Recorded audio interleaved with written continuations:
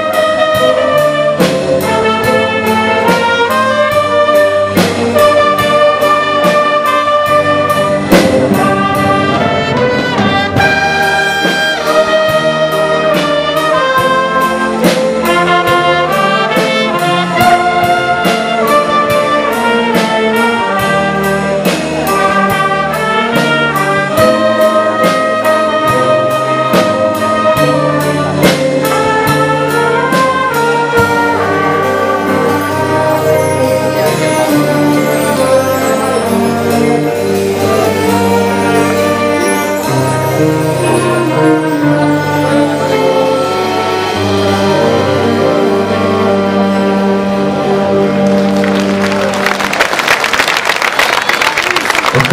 Uomini Soli si conclude